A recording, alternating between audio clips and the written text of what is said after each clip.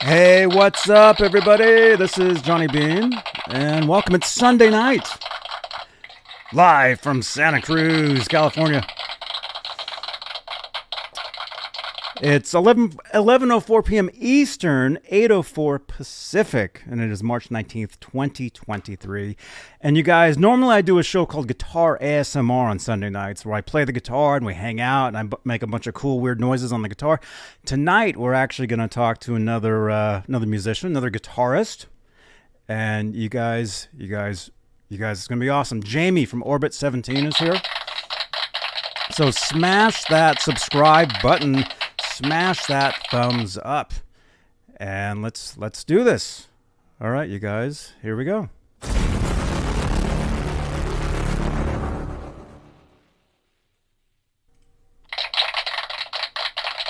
There we are.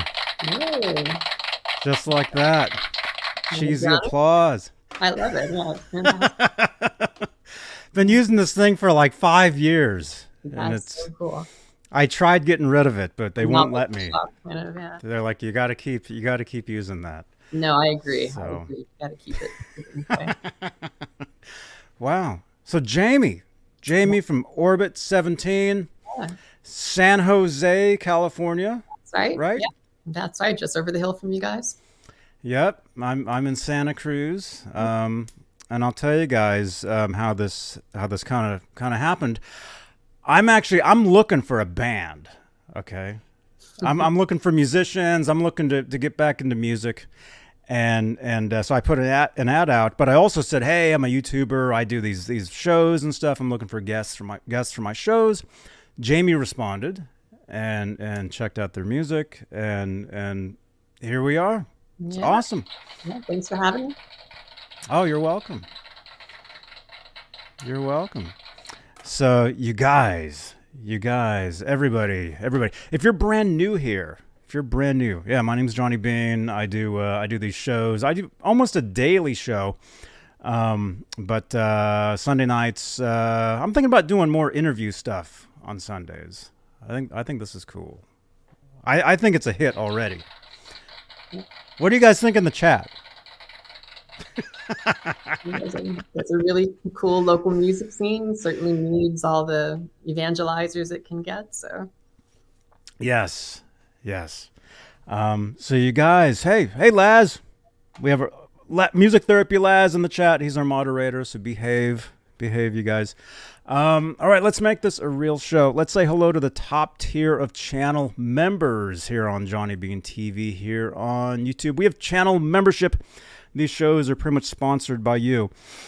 And the top tier are the executive producers, and they are CC, Stephen Franklin, Michael Smith, Music Therapy Laz, The Official, Rob Blackmore, Sherman Callahan, Thomas Santiago, John Moronic, OE812, Majestic PB and J Cat, Thomas Santiago again, Guitarman 45, Janice Lala, R Habs, David Allen Wright, Warlag, Rock Show, Jason Collins, and Patty Dill. That's the top tier of channel members here on Johnny Bean TV here on YouTube. If you'd like to support the channel, consider becoming a channel member. There we go. Thank you.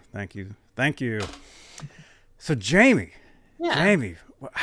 where should we start? How did you get into music?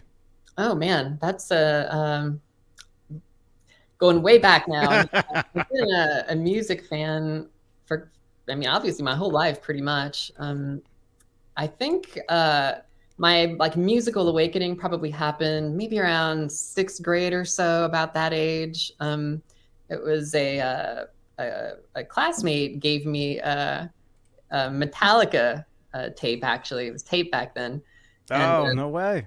Yeah, it was Master of Puppets. So that kind of dates me a little bit maybe, but it was on tape. And kind of before, I think what struck me about it, before that, I was I really didn't know much about music. I was a kid. I had my mom's and my dad's music. And my dad's kind of like the Everly Brothers, early Beatles kind of person. So that was music to me.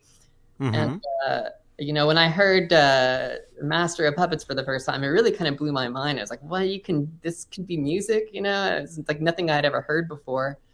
And so that kind of got me, like, I kind of had a little metalhead phase for a little bit. I did that for a few years, and then grunge came around, and I kind of got into grunge. But yeah, that was kind of the experience that really kind of opened my eyes to what, like, I had this kind of narrow view of what music was before that, and kind of learned, wow, there's a whole world out here, all this crazy stuff that I had no idea about. So there's a lot of stuff. And obviously a lot of guitar, very guitar forward. There's so much different music out there. I wish I would have got into more stuff earlier. I'm kind of known. If you guys check out if you guys are brand new here, you'll notice there's a lot of Van Halen on the channel here. I was pretty much just Van Halen growing up. Like, that was it. And then I would say in the late 90s, I got into some other stuff. Totally changed everything for me, and yeah. So anyway, yeah, he's you see Eddie on the guitar. It's hard to. It's easy for he has got such a magnetic. He captures your attention in such a way that very few other guitars can do. So yeah. Speaking of that, so you play the guitar. You're the guitarist in Orbit 17. Who are your guitar influences? Oh boy, I mean, I've got very eclectic taste, so we'll kind of go all over the map here. Obviously, the early days, I was a little bit of a metalhead, a little bit of a Metallica, Megadeth, Iron Maiden kind of person. I got into grunge. I was big into, Mike McCready, and Pearl Jam was a big hero of mine. I think my first guitar tab book was 10 by Pearl Jam. So learning all the solos in that book. There was a period of time where I could play them all note for note. Later on, I got more into, I guess, jazz and funk stuff, and John Scofield, and I had a kind of a jazz period. I don't know. These days, I'm just into weird stuff these days. I don't know. Anyone that's using the guitar, or I'm maybe less into the shredding stuff these days, and more into weird sounds and weird scales and weird, things you don't hear as much in popular music. So anyone who implies that something unusual is, I don't know what a good example I could think of, but and like Johnny Greenwood and Radiohead, anything he does is just fantastic. Using the guitar in weird ways. Yes, yeah. I'm into a lot of the same music, actually. Radiohead, Pearl Jam, a big one for me. Like I was saying, I was pretty much all Van Halen growing up. That was it. Yeah. But for me, the person that changed everything around for me was this guitarist by the name of Andy Summers. Oh, the Police. I should have mentioned Andy Summers. From the Police. Yeah. Yeah, I love Andy Summers. He's so tasteful. He's, so understated, and I love his playing. Yeah. I usually play a channel ID on these shows. At the end of the show, I'll play, I've got something Andy Summers I'll play for you guys. Yeah, definitely. Yeah. I just remembered. Yeah. Hey, Ned. Ned's here. Come here. Do you have any animals? I do. Yeah, I have a little dog. I think she's with my husband right now. But Ned, come here. My cat just walked in the room. What's her name, or his name? Ned. Ned. Okay. Ned. Yeah, he's right here. Man. Yeah. Awesome. Let's say hello to some people. We got about 50 people here. Let's see. We got Tim Thomas. Hey man. He's saying hi to Dan Gorman. So Dan's here. We got Mike Olson. We got Lewis. We got Robbie Stingles here. Let's see. Chad, big grunge fan. Chad Freeman, right on. Man, I just a week ago I found the CD for Nirvana's In Utero. I hadn't heard that in years, and I found it, and so I've been listening to it. My car has a CD player. Yeah, it's fantastic. So I've been listening to that, and really takes me back to those years. Thanks for subscribing. Mm-hmm. NW Guys 79. Thank you so much for subscribing. Let's see. Ryan's here. R2R3 Locking Nut is here. Let's see. Yeah, NW Guys says Metallica. Mm-hmm. By the way, well, you're San Jose. You guys are San Jose based. Yeah. I grew up in well, I didn't grow up there, but I lived there for years. I lived in a town called El Cerrito. Okay. We were talking about this the other day. We did like a pre-interview type of video where I was telling you guys just played Gilman Street. That's right. Yeah. Recently, somewhat recently, right? Yeah, it's February, I think. Yeah. February. Yeah. And I think I was telling you that I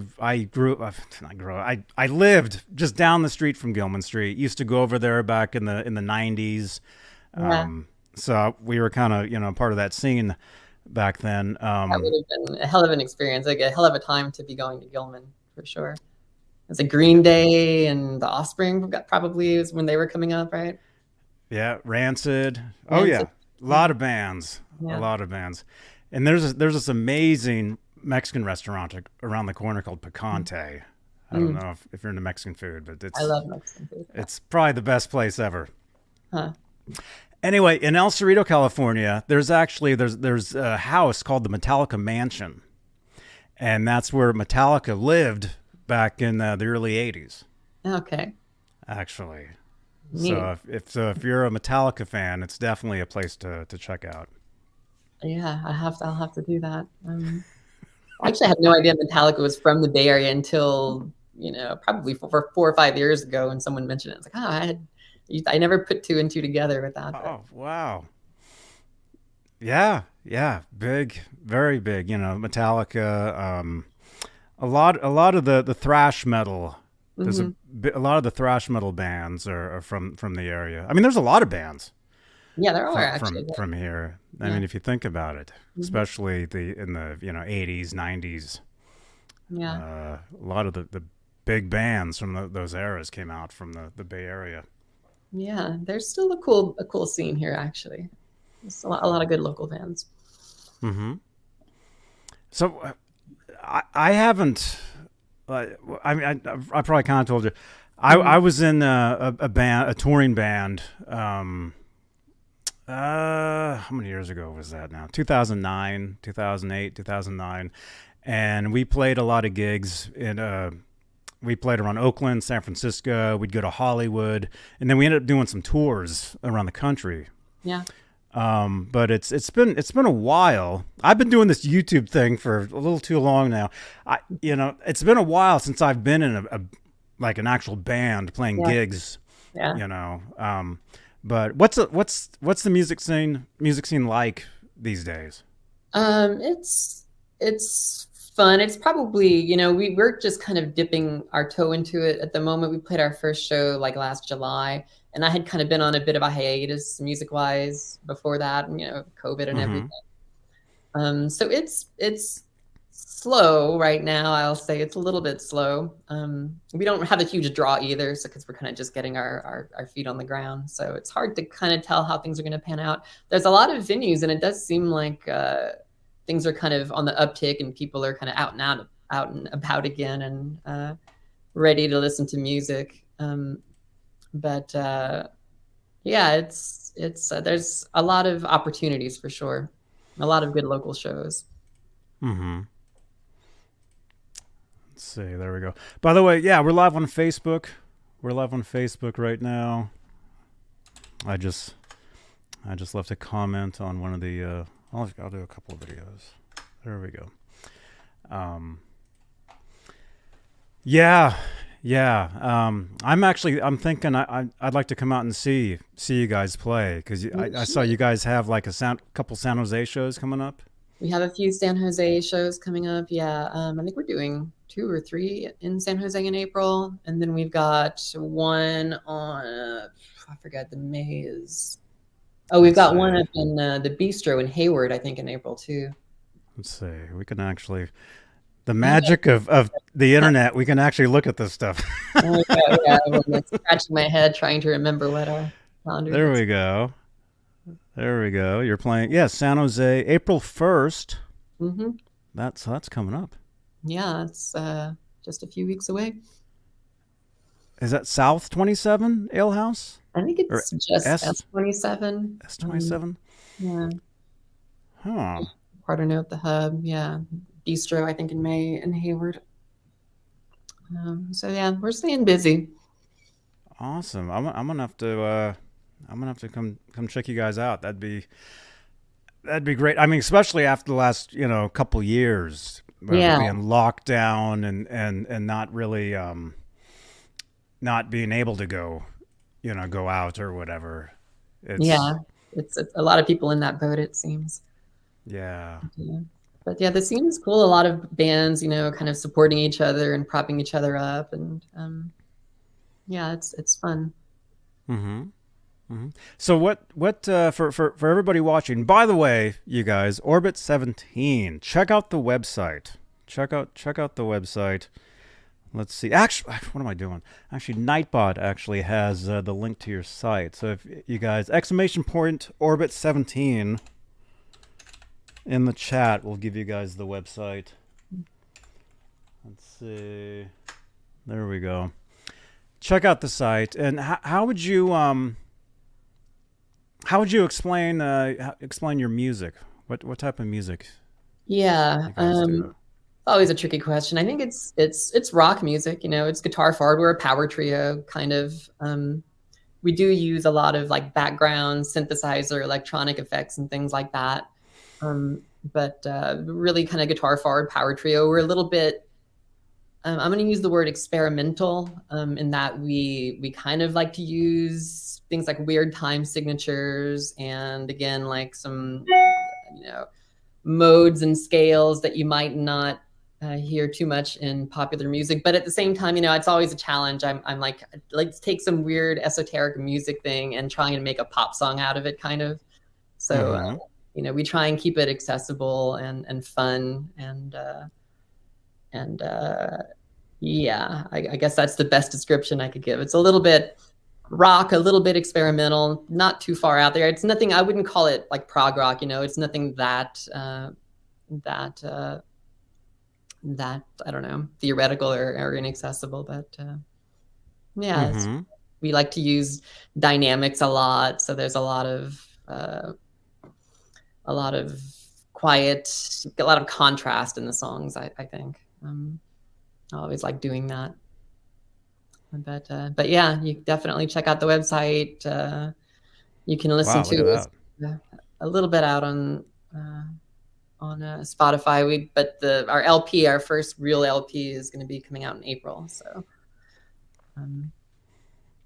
you can check it out there. And we have quite a few YouTube videos up too, so you can kind of get an idea of what we sound like live and see what our performances are like if that's the kind of thing that floats your boat. Nice. Yeah, these days, I mean, back when I was in a band. Well, I've been in several, but one of the bands I was in, we toured a lot. Like we played. Half the band was based, Oakland, Berkeley. The other half was based in Hollywood. So we would get together either up here or down there and rehearse, and then play whatever gig wherever that was, whether it was up here or down there, and then we toured. We would tour the country as well. Yeah.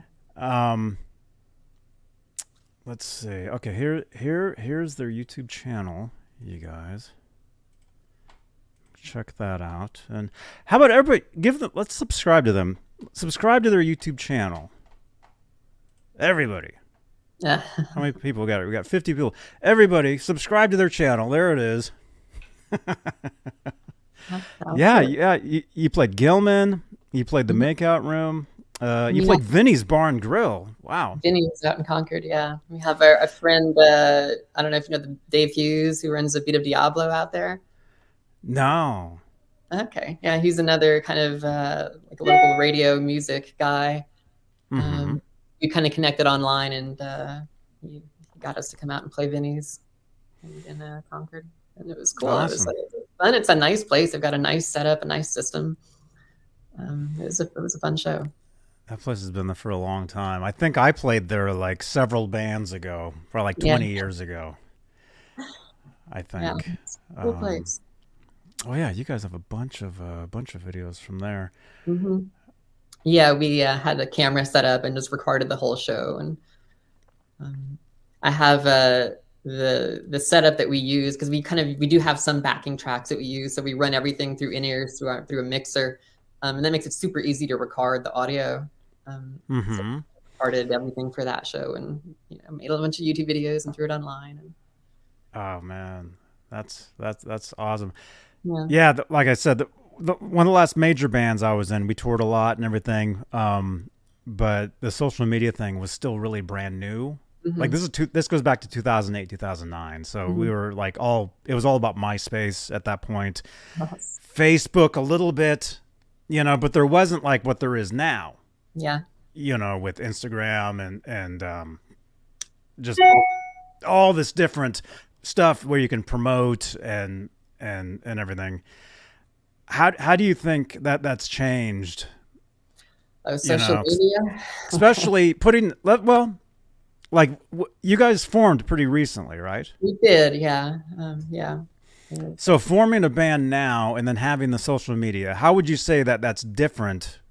Like more helpful or whatever compared to 15, 20 years ago? It cuts two ways. It certainly is super helpful for a lot of things. I think there's a lot of people who can find out about your music that, there was no YouTube. If you wanted to see a band, it was all kind of word of mouth, back Mm-hmm. in my day. um, so you kind of had to hear a friend would tell you or something like that, or, maybe you'd see a poster at a bar or something and oh, that looks neat. Go see those guys. But Yeah. now with social media, you can't hide anything. Everything is out there, you can find out anything you want to about any band you like almost. It's all instantly accessible through Spotify or Yep. streaming. So it's easy. In some ways, it's super easy to kind of get your stuff out there. It's harder maybe to get people to pay attention because there's so much, there's so much social media and there's so much noise and, what do you listen to and what do you pay attention to? That's the trick maybe. Um, Mm-hmm. but it's super easy to get out there. It's super easy to record music and post it. You don't need any, I um, mean, on your YouTube channel here, you've got all these clips from Vinny's Bar and Grill. I mean, it's yeah, just instant. You just record it, set yeah. up a camera. I do a lot of live. I do a Hmm. lot. I'm live almost every day Hmm. on my channel here on YouTube. Pretty Yeah. much YouTube. I mean, I'm Facebook and everything, all that stuff too. Um, but live pretty much all the time. Yeah, Hmm. and I think if we had all this stuff, I wish we had all this stuff back. When I was in a happening band, Yeah. it would have been so. I mean, Yeah. just so cool. But We're still kind of, experimenting and trying to figure out what works and, where to focus our time. And, should we make a video? We did this YouTube, the Tiny Desk thing for yes. NPR recently. Mm-hmm. That was fun to do. But, it's trying to figure out what the magic formula is that works for us. I don't think we've quite nailed it yet, but we're learning. Mm-hmm. There we go. There's your YouTube link Yeah. again. You guys subscribe to their YouTube channel. Let's see. I don't know how many you had before, but you have 38. Wow, that's 50% growth in one night. That's pretty good. That's a good right there. Let's get them to 1 million. I'm trying to get to 1 million myself. Yeah. I had promised everybody I'd give a certain guitar away when I hit 1 million subscribers. Yeah. So everybody's like telling all their friends. Yeah, well, I don't have a million friends, but I'll do it. But hey, speaking of guitars, Yeah. you play guitar. What kind of guitars do you play? What do you like?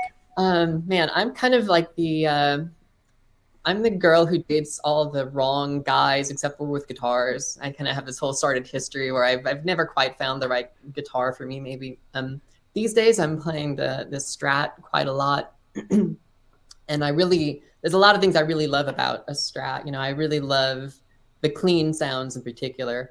You just can't beat a Strat for, the neck pickup with a nice clean tone. It's the sparkle is just fantastic. Mm-hmm. And it does struggle because I do also use a lot of high gain stuff. It does kind of struggle with some of that when you turn it's just noisy. You got the 60 cycle hum that kind of comes through, so you got to be a little careful with that. But that's what I've been using the most. I also have, what else do I have? I have an Ibanez and RG that I use every now and then. Mm-hmm. It's very different from the Strat. It's, the neck, I love the neck on the Ibanez. I don't know if you have any Ibanez guitars, but the neck is it's like this, so thin and fast and easy to play, and it's just fantastic. It feels really good. It doesn't quite have the same maybe like character and personality that I get from the Strat, but it's like driving a Ferrari. I've never driven a Ferrari. It's like what I imagine driving a Ferrari would be like. It's like it wants to go fast, it's like a sports car, except it's a guitar. It wants you to play it and kind of shred and go really fast. Yeah. So that's kind of what those are. The RGs, the Ibanez RGs, they're like shredder type of guitars with the humbuckers, the humbucking pickups. And I agree with you about the Strat thing. My favorite guitar, actually, I'll show you. Okay. My favorite guitar right here. It's this thing. It's not what it says. Well, it says Fender. It's not an actual Fender. It's something I just threw together. Okay, it's like a parts caster kind of thing. Yeah. It's a parts caster thing. But it's got this bridge on it. I know, I can see in this photo here you're using the whammy bar. Yeah. You ever heard of the Vega Trem? I'm not sure if that tremolo. No. That's called the Vega Trem, and it's almost like you know what a Floyd Rose is? Yes, I do. I have a whole story about a Floyd Rose, actually. I can tell you. Oh, later. Awesome! It's kind of like a Floyd Rose, but without the hassle. Okay. So it's very like you can dive bomb-y kind of thing. And go really, oh yeah, listen to that. You can do all this stuff. Yeah. Doesn't go out of tune. Oh, nice. So on Sunday nights, maybe next Sunday, I'll play on here, and you can hear this. This is generally the guitar I play. Great. On here, but it's got the single coil pickups, which I mean I've got like 20 guitars, and so I've got like all different humbucking ones and single coil ones. And I'm working my way up there. I don't have 20 yet, but I'll get there. Yeah, my first my Floyd Rose story, my first guitar, the first electric guitar I ever had. Was, I grew up rural Louisiana. We didn't have a whole lot of music shops. We had one nearby in Lafayette. But it was basically the cheapest guitar in the shop. It was a Fender, but it wasn't the Squire either. It was like I've never seen it again. I don't know what it was called. It looked like a Strat, except it had a humbucker in the bridge and it had a Floyd Rose. Now, this is my first electric guitar. I didn't know what a Floyd Rose was. I had no idea how to use the thing. I think the first time I restrung it, I think I put different gauge strings or something on it and didn't know, not thinking about it, and it just lost intonation. It was a mess ever since then. It really was a bit of a disaster. It put me off of Floyd Roses for a long, long time. It put me off of tremolos, actually. My next guitar after that, I was like a Les Paul. I don't want to mess with this bridge stuff. Give me a fixed bridge. This is too much to do. And then I played Les Pauls for like probably a decade or something before I came back to tremolos. But yeah, that Floyd Rose almost broke me. Oh my goodness. It was too much for me. Then there was no YouTube back then. I couldn't just like, how do you set the intonation? How do you deal with this thing? How do you adjust the tension? There was no way for me to figure that stuff out. I was just kind of on my own in my garage trying to get it set up right. Well, here, that's actually Floyd Rose right there. Oh, get out of here. That's actually him. Nice. Who's the scoundrel? Who's to blame? He's an awesome dude. Yeah. I love the Floyd Rose. That's I grew up. I grew up wanting to be Eddie Van Halen. Like that's what I was telling you. So you had to have the Floyd Rose. Now, I love the Vegatrem. I love non-trem guitars. I'll play anything. Yeah. I'll play whatever. I've definitely come around on tremolo. Like I can't imagine playing a guitar with a fixed bridge anymore. It just seems I just rely on it too much. I love the tremolo. I love like how you can add color to, you can play a chord and just add a little, excitement or color to what you're doing with the tremolo. Mm-hmm. I can't imagine not having it at this point. But you gotta check out that Vegatrem then. Okay. You gotta check that out. Maybe when I come to your gig, I'll bring that guitar. Yeah, I have to. Yeah. You can check it out. The thing's amazing. It's an amazing bridge. Nice. But let's see what else. I mean, speaking of guitars, I mean, what? Oh, you were saying when you have a lot of like different scales and stuff. Oh yeah. Did you take lessons? I've never originally. No, I do. I am like a little bit of a theory nerd. Like I do study and I'll read books. These days you can go on YouTube and, learn. You can go to Rick Beato. I love Rick Beato. He's got so many great like music theory videos and it's information at your fingertips these days. But yeah, I do study. I don't take lessons. I never took lessons growing up. Again, it was, money for lessons and that kind of thing. And even finding someone to teach was a little challenging back then, but but yeah, I do make an effort to spend some time studying and, so studying like music theory. Yeah, like theory, mostly theory stuff. Again, scales and modes. I took, I guess the closest I came to lessons was I did take some theory classes in college, like as credits, as optional credits, and have spent some time, learning about stuff since then. But never had lessons. So cool. Do you play any other instruments as well? I guess it depends on what do you call playing? I do. I have my keyboard. You ever smashed a piano? No, I've never smashed a piano. We had a little...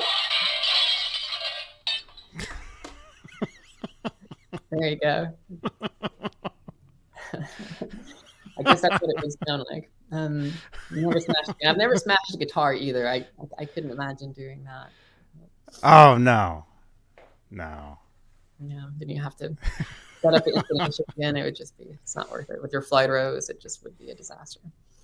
Oh man, I worked at a guitar shop in Berkeley. Mm-hmm. I think I maybe I asked you during the previous video. It's called Subway Guitars in Berkeley, California. Okay. Really well known. The place has been there for now probably 40 years. Okay. It's been there for quite a while. And anyway, I used to repair electric guitars there back in the 90s. Okay. So I actually sold a guitar to Trey Cool one time. Nice. Drummer from Green Day. Actually, we sold them all their guitars back then. I bet, yeah. But so anyway, so I learned about setting intonation on a Floyd and all that stuff. So if I have to, I can do that stuff. But actually, I have friends now. That I can say here, and they'll do it. That's a much better situation. Yeah.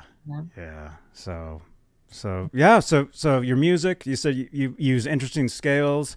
When I heard your music, I heard like what sounded like samples, like live. We do. Yeah, you're asking what other instruments we play. We do use a lot of it's like synthesizer pad kind of effects. Like I said, we do kind of play to a backing track for a lot of our songs. So it's mostly just doing weird stuff in the background, weird against pad effects for the most part. Mm-hmm. So yeah, we do a lot of that. It's mostly holding a key on a keyboard and turning a modulation knob, It's super fancy stuff, but it does add a lot of color, and especially for like a trio, for a power trio, it really kind of helps fill out the sound and keep things interesting and keep some movement and things. And So yeah, we do that. It's really, you know, impressive these days, just with technology, what you can do. You know, it's basically you have a laptop essentially running during a show, kind of running all the backing tracks. I actually run all of my guitar effects through a laptop. I don't have a big fancy pedal board or anything. I almost Really? practically just plug my guitar into my computer. Yeah, it's less stuff to carry around, you know. What do you use? What program? I use MainStage. I don't know if you've heard of MainStage. No. Do you know like Logic, like the DAW? Yes, I have Logic on this laptop right here. Yeah. Yeah. So Logic is what we use for like all of our recordings, but MainStage is like it's like the live version of Logic. So like we could take all the effects and everything that we used in Logic and just kind of import it into MainStage for the live show essentially, and then set up the backing tracks. You know, you can export directly from your Logic setup and run it through MainStage. And then there's like a little to control everything. I have like a little MIDI foot switch kind of thing, so you can kind of switch tracks and start and change guitar effects and things through that. On one of your videos on your YouTube channel, I saw at the end you like clicked on a button on the floor and it played like did it play applause or something? I think I have a little robot voice that says, or a robot voice or something. Yeah, and it kind of freaked out the guy that came up. The guy came up to say something in the mic, and yeah. That's right. That's how I use this thing. I carry this with me everywhere I go. It's a slightly fancier version of the same thing. I've got two of them. Wow, that's cool. I mean, what you're doing is basically what I've been wanting to do for like 10 years. You know, with doing like samples and effect, like running the stuff live. Yeah. You know, that's always been kind of scary. Maybe it's gotten easier now, but bands I've been in back in the day when we've tried doing that stuff, it was always like, oh no, we're going off time now, or the drummer has to play exactly to that, or forget it. You know. And credit to our drummer Cliff, who's amazing. But he's the key who keeps everything together, and he makes it look so easy. You know, he's sitting on his kit, just kind of like playing these crazy fills and being super calm to a click. You know, to a click, everything synchronized, and just nailing it every time, super consistent. But yeah, that's the secret. You have to have a drummer who can just play steady to a click. Otherwise, it can fall apart real quick. Yeah. Who's your favorite drummer? My favorite drummer. Oh man, now we're gonna talk about the Police, maybe. Besides your drummer, you like the Police drummer? Oh hell yeah, yeah. Oh my gosh, look at this. Look what I have here. Look at this. I've met Stuart a couple times over the years, but I don't know if did you see them when they were here? No. On the reunion tour in 0708? No. But I went, and a friend of mine is Andy Summers' guitar tech. Yeah. And he brought me some Stuart Copeland sticks. Oh, nice. That were used, and then I met Stuart like a year later, and he signed it for me. Wow, that's bad. So this is one of the things I have sitting right here. But yeah, he's like the all-time. Oh yeah, I couldn't agree more. Greatest. Again, like so precise and like tasteful, and I love Stuart Copeland. He's just fantastic. Yeah. I love. You know who else I love? I don't remember his name. The drummer in the National. Do you know it's a Behringer maybe or no? He also is very understated and very tasteful, and he's got the best fills for everything. And that guy is great. I can't remember his name though. Maybe the chat knows. What's the band called again? National. National? The National, yeah. The National. Yeah. In the chat. Somebody Google. Is Janice the intern here? We have our own intern. Oh, that's handy. Janice, are you here? Who's the drummer in the National? Can somebody put that in the chat? Or tweet me at Johnny Bean. But I think that's the singer. Man, yeah. Actually, I wanted to be Stuart Copeland at one point. Well, I still do, actually. Yeah. Yeah, I have this electric kit back here. I'll play that every now and then, but I, Oh yeah, yeah, I'm not. awesome. Okay, so you play drums?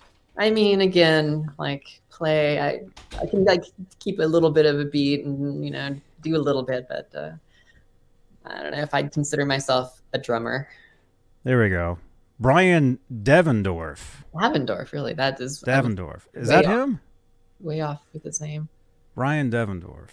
Davendorf. That's what they're saying. Look at that. Everybody's saying that. Brian Devendorf. There we go. We need to get him on the show. Look Yeah. at that. Everybody's saying. Awesome. Awesome. Yeah, so okay, so you play a little bit of drums. Yeah, You play play the guitar. a little You guitar. play cool scales. You got cool Um, sounds going. This is you guys check out Orbit 17. Check them out. The website exclamation point Orbit 17 in the chat. Let me see. Did I copy it?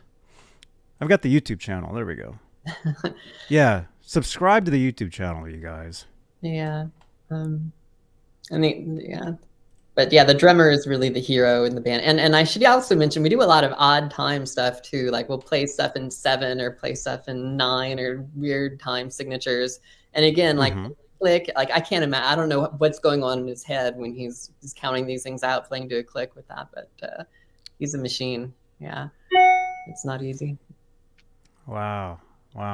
So how would you? Oh, bye, Lewis. Lewis is leaving. Good night. Good night, Lewis. Yeah, Neil Peart's music, of course. Yeah. How would you explain your yeah, there you go. You like Neil Peart? Who doesn't love Neil Peart? I mean, if you've heard of the drums as an instrument, then you probably yeah, it's revolutionary for sure. Rush, and again, another odd time guy. I love that. I love the odd times. I love that stuff. Oh, it's awesome. So how would you I was gonna say how would you explain? I don't know if that makes sense. Well, yeah, explain to us how do you write your writing process of writing songs? Yeah, I think like when I started, really, Arbit 17 is kind of like a hobby project that I started to keep myself sane during COVID lockdowns. That just snowballed out of control on me. That's really what happened. But I always loved writing. I've always, we talk about what instruments you play, but I always kind of think of myself as a songwriter more than a guitarist or a singer or anything like that. Like for me, when I start, there's a few different ways that I'll approach when I start a new song. Usually it starts from either there's some musical idea that I like. Like lately I've been doing a lot of melodic minor stuff. I've been really into melodic minor, and there's a song Helium on the album that is in Lydian augmented, if you have any music nerds in the chat tonight. But you never hear Lydian augmented in pop music. You hear it in like movie scores and things like that. It's kind of ominous, kind of weird, creepy sound. So that song was kind of like I wanted to write something that used this mode essentially, but also do it in a way that kind of was accessible and like had a catchy kind of hook, and try and make a pop song out of it or a rock song out of it essentially. So that's one way. The other angle that a lot of times I'll come from is maybe there's like when I think about music, it's like the language of emotion kind of. So I'll have like some emotion or some, not even necessarily a story. Like there's another song we have, it's not on the album. It's called Chamonix. It's essentially about this trip that I did, this hiking trip I did around Mont Blanc in Europe where I almost died, really is what the song is about. It's about almost dying on the mountains in Europe. But really it's about the feeling of like this kind of, excitement or kind of, it's not necessarily about the specific event. It's really about the emotion that you have when you're kind of a little bit afraid, but also kind of excited. And you kind of, this anticipation and this nervousness and anxiousness, and trying to put that into a song. So that's the other angle, is I'll have an emotion or idea, and I'll like, how do you kind of communicate? How do you kind of put this into a song? And again, to me, that song uses a lot of like dynamics. Like it's got these really kind of quiet, kind of tense parts, and then it's got these kind of really big climaxes, and then at the end, it's got this like relief of like, oh, it's over. And so I like chart like almost an arc of the story that you're trying to tell, and yeah, try and put the pieces to kind of put that together.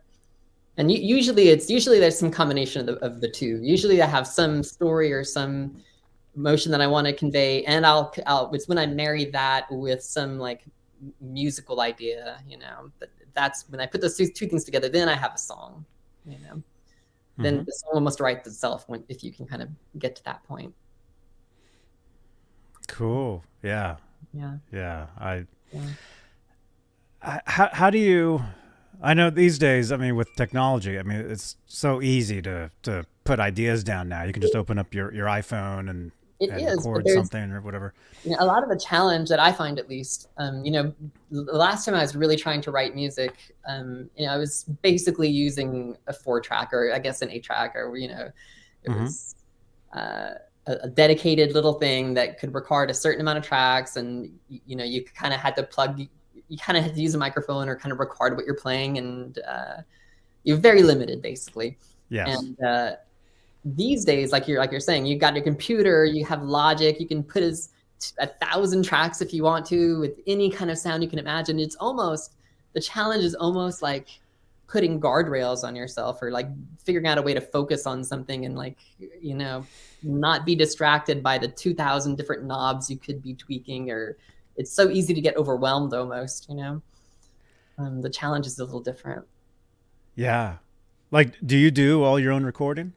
Yeah. The Bonfires album was basically recorded in my bedroom, essentially, with a little audio interface into a computer, nothing fancy.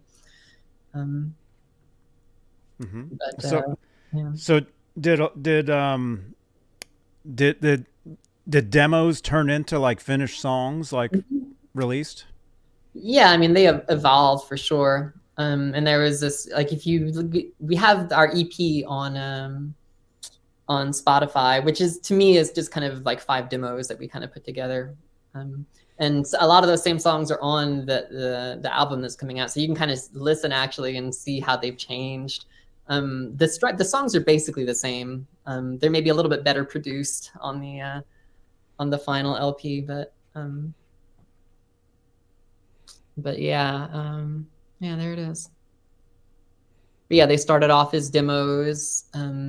They really started off, God, I remember when I met Misha, our bass player.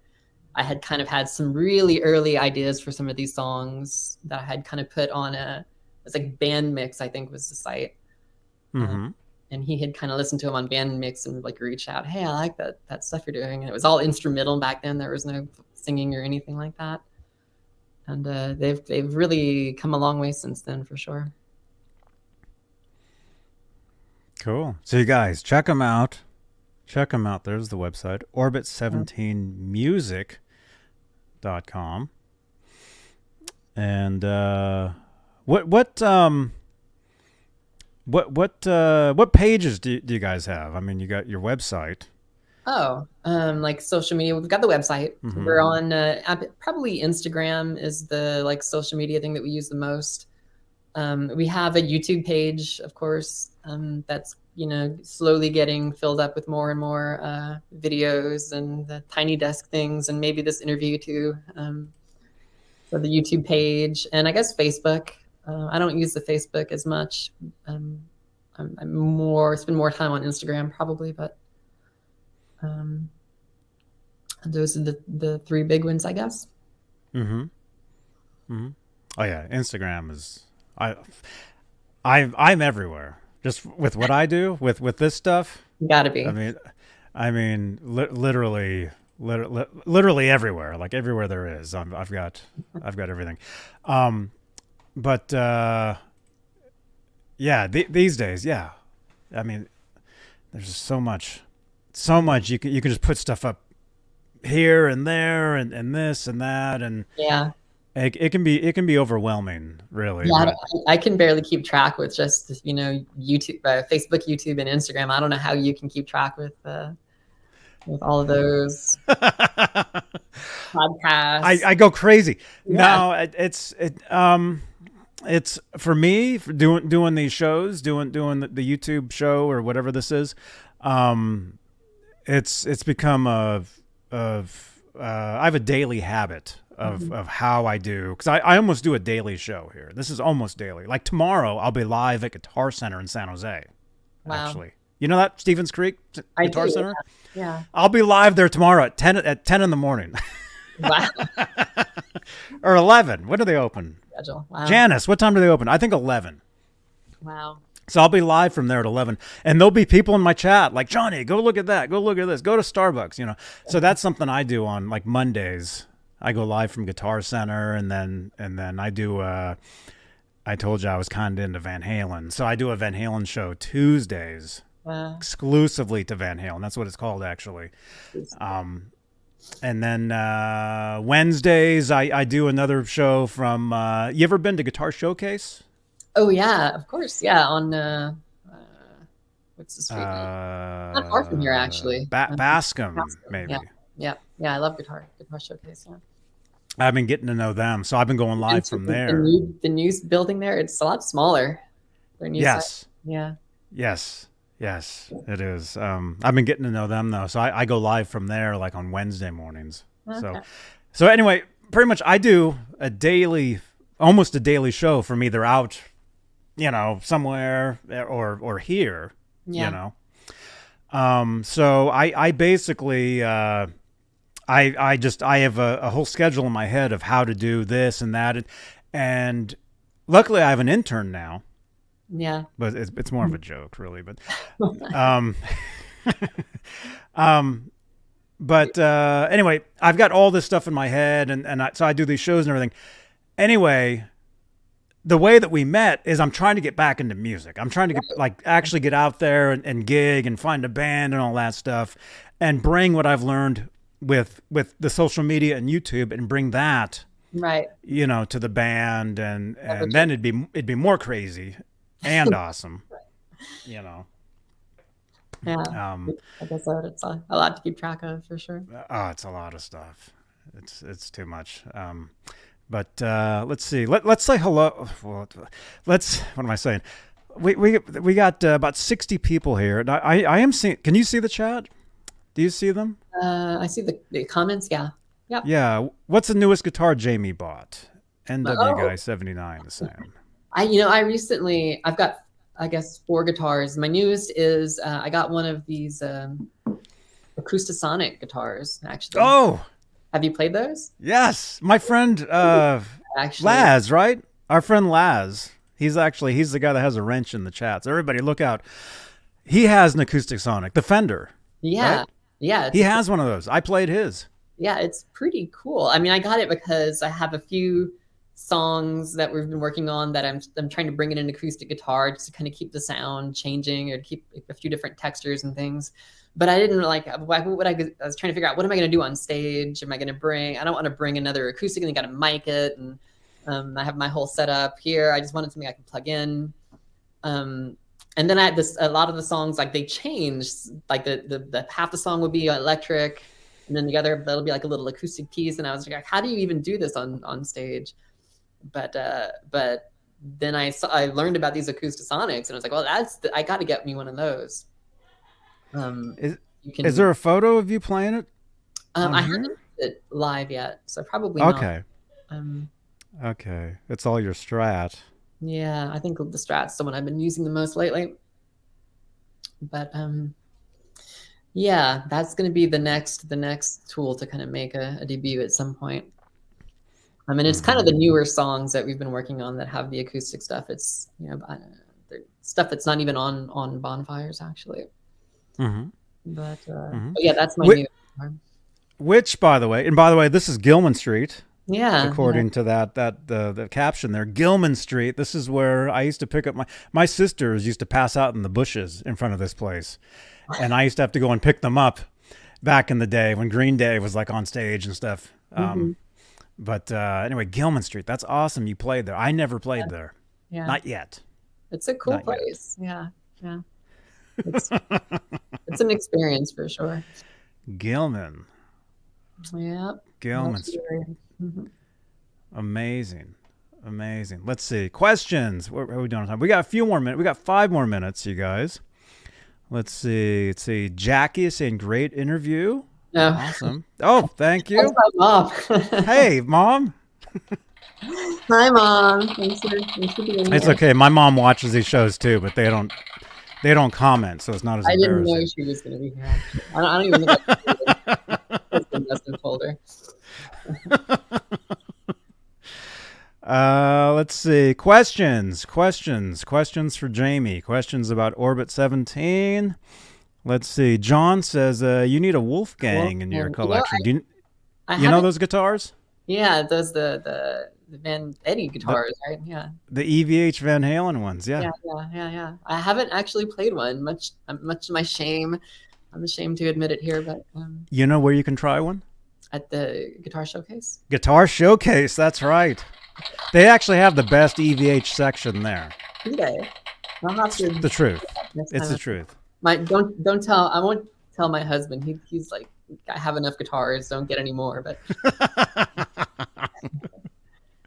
we'll have to see. Yeah. Maybe that's the dream guitar that I haven't quite been able to find. I just haven't picked it up yet. Mm-hmm. Well, I mean, the truth is, all you really need is like 2 or 3. You know, Yeah. a Strat, and a Les Paul, and something with a Floyd Rose. That's all you, or a Vegatrim. You know, that's all you. You put the Vegatrim on the Strat, and there you go. That's all you really need. I know, but a lot of us that do these shows or watch these shows, you know, we have this problem where we just can't stop talking about guitars and more guitars and more, and I've got a whole closet full here. You know. It's easy to convince yourself you need another one. I'll say that much. Yes. Yes. But the truth is, if you're a serious writer and a serious, you know, musician or whatever, you really only need one guitar to write on and to perform on, you know. And if you break a string live, you've got another one to grab or whatever. But so you really only need a couple, but it's fun. But they're fun. Yeah. They're awesome. They are. It's called Gas. That's right, Labs. I have to get myself a Les Paul again at some point. I don't have one anymore. Yeah. But maybe the Wolfgang. Maybe I'll pick that up and fall in love. And they're awesome. You can get a hardtail one. You can get the one with the Floyd. You know, Floyd Rose. There he is. Yeah, they're awesome. This was at the NAMM show in like 2016, I think. And I'm getting ready to go to NAMM. That's coming up next month. Yeah.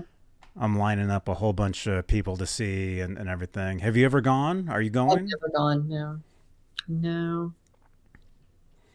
But like I said, I've got enough guitars. I'm not allowed to buy any more, apparently. I certainly can't go to NAMM. Oh, it's fun. Yeah. Let me see. Okay, a couple questions. You guys, questions. Let's see. Laz is saying, what's the name from? Orbit 17. Does that have significance? Yeah, the 17. So basically, the last time I was in a band where I was writing, I'm going to date myself here, but the last time I was in a band where I was writing original music and it was kind of like my band, it was 17 years ago. So this has been 17 Orbits since then. Since I started Orbit 17, basically. So that's the story of the name. Mm-hmm. That's cool. 17. That's cool. I was in a band called Flux 22 at one time. And the reason for that name was, the 22, that's how old the singer was. Although this was now like 25 years ago. So yeah. If we reformed, it'd be Flux 50. Yeah, you like all the band names too. It's hard to find a name that you can Google that people will find, and you know, Orbit would have been taken. There's probably 10 different bands called Orbit already. So it's lazy maybe to put a number at the end of it and say. But yeah. Yeah. Yeah. Let's see. Biggles is saying, when I break a string, it takes me 6 months to get around to changing it, so I need a few guitars. I'm lazy. Yeah, that's good. I'll remember that when Lee asked me why I bought another guitar. I'll be like, well, I can't replace. I broke a string. I can't fix it. So I had to get a new guitar. Yes. Yeah. When I broke my first string ever, I thought the guitar was broken. So I took the whole thing in and thought, oh, here it is. Throw it away. The first time I broke a string on that Floyd Rose, it basically did break the guitar. So it was never the same again after that.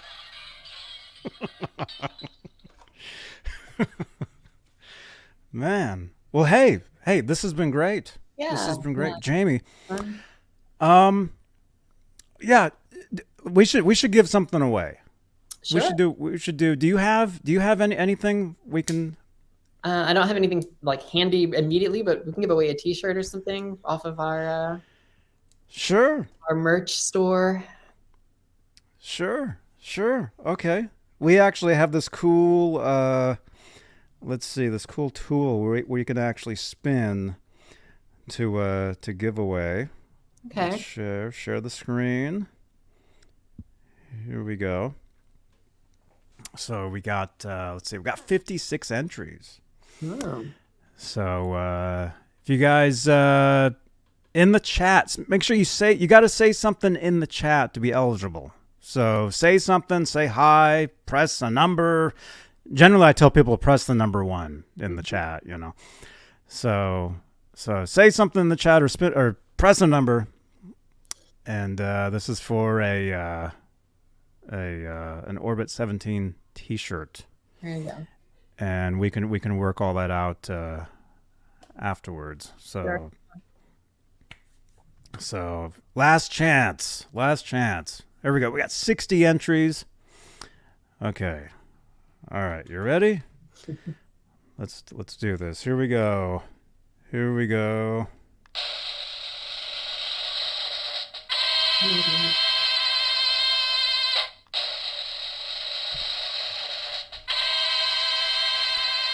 Gunnerman 54.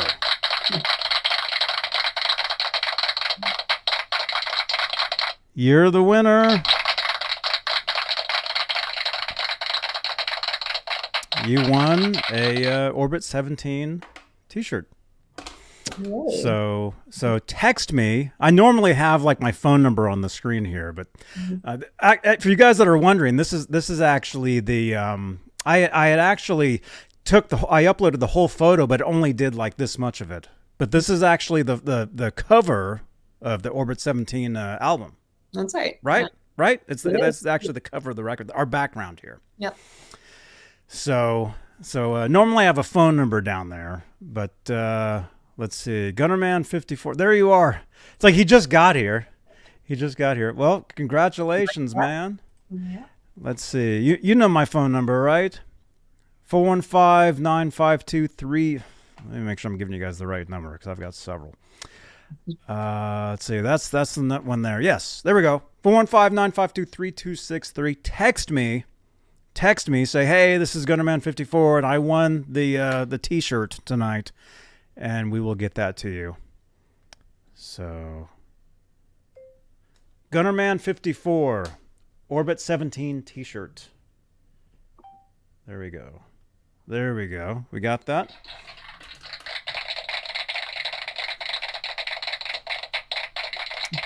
Awesome. Well, hey, Jamie, this has been great. I had a blast. Thank you so much. Thank you for replying to my ad. Thank you for telling me you didn't need a guitar player, but that you would come on my show. So. Here I am. Thanks for having me. This was super fun. Oh, you're welcome. And I'm gonna come out to. Okay, I'm getting your message. You won. Yes, you. He's WhatsApping me right now. Right on. Send me your info, and I'll get you the info. I'll come out to one of your shows. Yeah. It looks like you're playing San Jose. Yeah. We've got the S27, the quarter note one. I think will be a lot of fun. M Jones is great. If you haven't heard of them, they're another local band you should definitely check out. Mm-hmm. But Doll Parts, yeah, that'll be a fun show. And what was it doing there? Oh, the Caravan. We're playing the Caravan again. I think end of April. So you got lots of options, basically. Let's see. It says right here. Yes.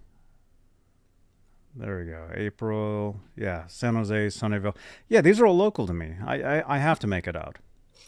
Yeah, we're doing a bunch in April, and probably we'll take a little bit of a South Bay hiatus after that. But now's your chance. Cool. Well, hey, I'll come out to one of your shows if you want. I'll bring that guitar. You can check out the Vega trim. Yeah, you got to, for sure. It's awesome.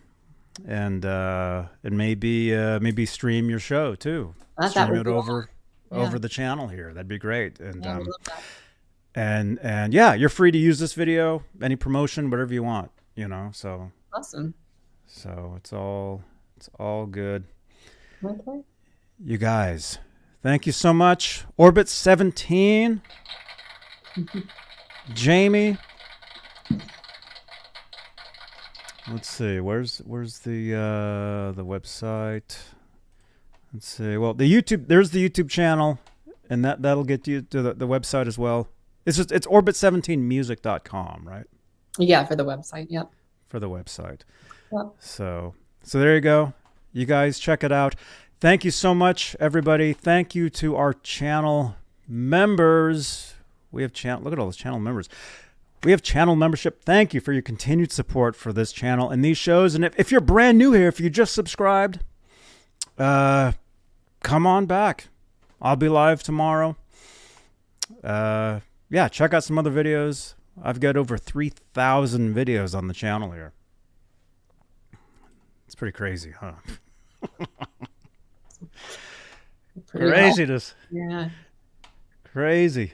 Yes, you guys, subscribe to Orbit 17 on YouTube. You got 46 subscribers.